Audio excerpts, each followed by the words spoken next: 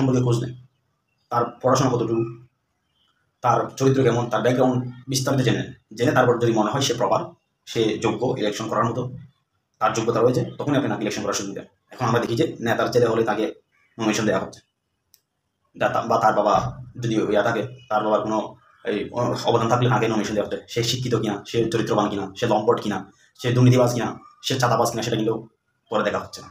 যার কারণে আমাদের পুরো দেশের শাসন ব্যবস্থা ভেঙে যাচ্ছে এবং আমরা দুর্নীতি পরায়ণ হচ্ছি, যার কারণে আমাদের দেশ।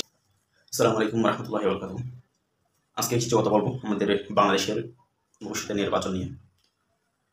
প্রথম যে কথা সেটা হচ্ছে, আমরা দেখতে পাই আমাদের বাংলাদেশের পূর্বেকার আমরা যে নির্বাচনগুলো দেখেছি, সেখানে যে কেউ নির্বাচনে অংশগ্রহণ করতো, আর নির্বাচনে অংশগ্রহণ করতে পারার একটা রাজনৈতিক অধিকার, সেটা কিন্তু আপনার অধিকারের মধ্যে পড়ে। কিন্তু অধিকারটা অন্যের অধিকার হস্তক্ষেপ করার মতো হতে পারবে না, এবং অন্যের অধিকার রক্ষা করার মতো যোগ্যতা এবং দায়িত্বজ্ঞান না থাকলে আপনি সে অধিকার ভোগ করতে পারবেন না।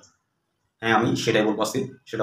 সেটা হচ্ছে, আমরা দেখি যে আমাদের একেবারে প্রতিটা ইউনিয়নের ওয়ার্ডের মেম্বার থেকে শুরু করে, ইউপি সদস্য থেকে শুরু করে একবারে পার্লামেন্টের সদস্য পর্যন্ত, সাংসদ পর্যন্ত, যারা নির্বাচনে পার্টিসিপেট করে, তাদের মধ্যে কেউ শিক্ষিত, কেউ অর্ধশিক্ষিত, কেউ একদম স্বল্প শিক্ষিত। আমি যেটা বলবো সেটা হচ্ছে, একটা জাতিকে আপনি সর্বোচ্চ শিখরে পৌঁছানোর জন্য সর্বোত্তম মাধ্যম বা উপাদান সেটা হচ্ছে শিক্ষা। আপনি ইসলাম ইতিহাসে দেখবেন যে আব্বাসী খেলাফতের একজন খলিফা মামুন, তিনি কিন্তু খুবই জ্ঞান বিভাস ছিলেন এবং তিনি সবসময় জ্ঞান অর্জন করতেন। আপনি দেখবেন তার রাজত্বকালে শিক্ষা, দীক্ষা, স্বাস্থ্যসেবা বলেন, চিকিৎসা বলেন, কৃষিকাজ বলেন, রাষ্ট্রীয় ব্যবস্থার সংস্কার সাধন বলেন, যেভাবে উন্নত হয়েছে, মানুষের মধ্যে যে সভ্যতা তৈরি হয়েছিল, আদর্শবোধ তৈরি হয়েছিল, আর কোনো খলিফার আমলে কিন্তু সেটা হয়নি। আব্বাসী খেলাফতে খলিফা মামুন, আপনারা চাইলে ওনার সম্পর্কে স্টাডি করতে পারেন।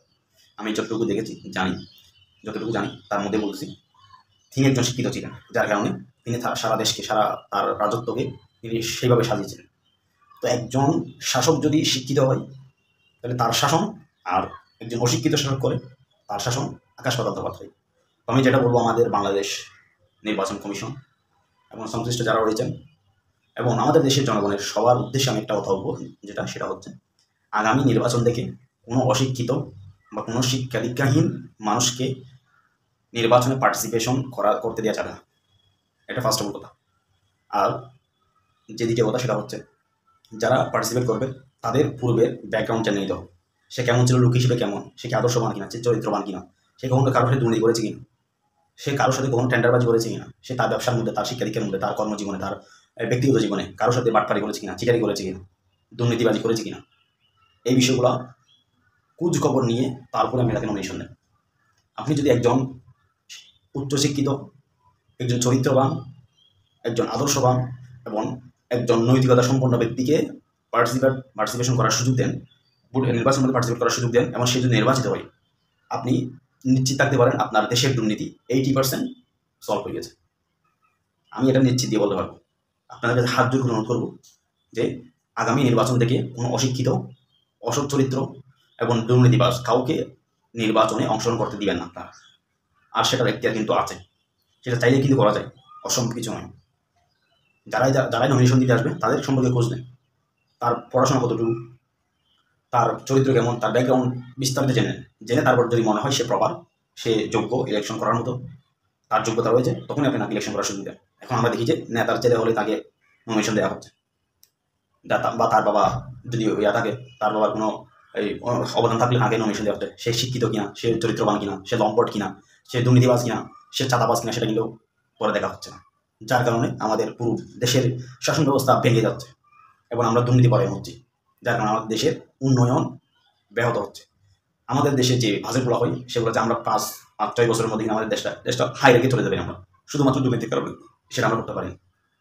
আমি আপনাদের কাছে হাত জোর করবো যে আপনারা আগামী নির্বাচন থেকে যাদেরকে নমিনেশন দিবেন তাদেরকে যাচাই বাছাই করে, যারা শিক্ষিত তাদেরকে আপনি নমিনেশন দেন। আমি বিশেষ করে একটা ভেবে দেখলাম যে যারা ইউনিয়ন পরিষদের চেয়ারম্যান, তাদেরকে মিনিমাম অনার্স পাস হতে হবে, অনার্স বা ডিগ্রি পাস হতে হবে, এবং যারা মেম্বার দাঁড়াবে অর্থাৎ ইউপি সদস্য, তাদেরকে মিনিমাম এইচএসসি পাস হতে হবে। এইচএসসি পাসের নিচে কাউকে মেম্বার পদের মনোনয়ন দেওয়া যাবে না, কাউকেই না, এটা কোনোভাবেই না। আপনি যদি গোড়া থেকে এই জিনিসটা সংশোধন না করেন বা সংস্কার না করেন, আপনার আস্তে আস্তে এটা পুরো জাতিকে, পুরো দেশকে কলঙ্কিত করবে, পুরো দেশকে কলুষিত করবে। আমরা যদি সেটা করতে পারি, যেমন মেম্বারকে অর্থাৎ ইউপি সদস্যকে মিনিমাম এইচএসসি পাস হতে হবে এবং তার ব্যাকগ্রাউন্ড দেখতে হবে, তার চরিত্রের ব্যাকগ্রাউন্ড, তার দুর্নীতির ব্যাকগ্রাউন্ড, সে কি অন্যায় কোনো অন্যায় করছে কিনা এবং কোনো রাজধানী করছে, বিশৃঙ্খলা করছে কিনা, কোনো গুণগুণ আছে কিনা সেটা যাচাই করতে হবে। এরপর যারা ইউনিয়ন পরিষদের সদস্য হবে, এই চেয়ারম্যান পদে যাবেন, ইউনিয়ন পরিষদ চেয়ারম্যান থেকে আপনার উপজেলা চেয়ারম্যান পর্যন্ত, তাদেরকে মিনিমাম অনার্স পাস হতে হবে, অনার্স বা ডিগ্রি পাস হতে হবে। তাহলে তারা কি করতে পারবে, নির্বাচনে অংশগ্রহণ করতে পারবে এবং তাদেরকে ওই চরিত্রের যে সার্টিফিকেট সেটা লাগবে।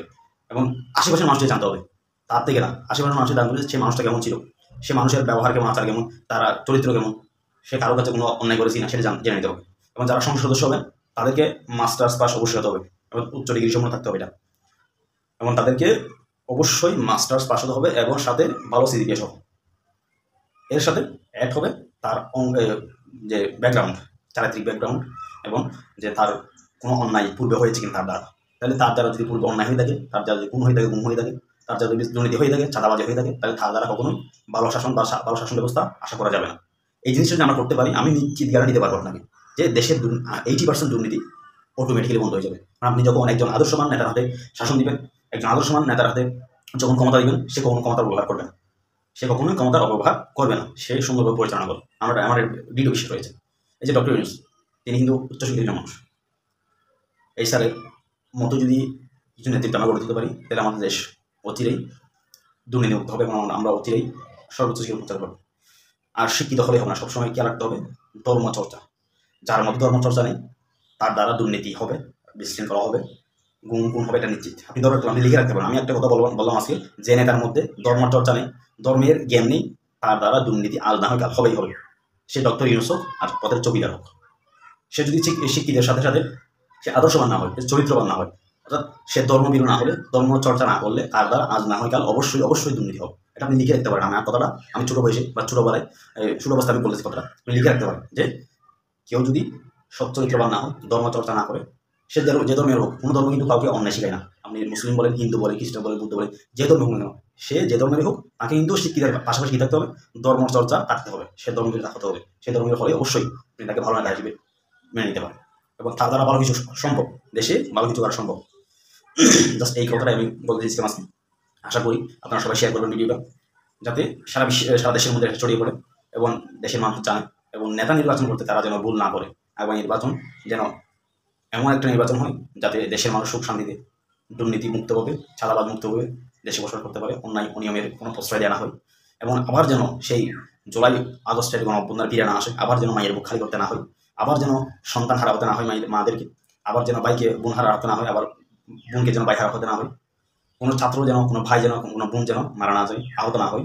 সেই জন্যই আপনারা আগামী নির্বাচনে সুন্দর একটা নির্বাচনের আয়োজন করুন, এবং যেভাবে বললাম, যেটা বললাম সেটা যদি মেনে নিতে পারেন, ইনশাআল্লাহ আমি আশা করছি 80% দুর্নীতি একদম চল হয়ে যাবে। 100% দুর্নীতি বন্ধ করার উপায় হচ্ছে নেক্সট বলুন ইনশাআল্লাহ। এটা যদি বাস্তবায়ন করতে পারেন, এরপরে বাকিটা হবে ইনশাআল্লাহ।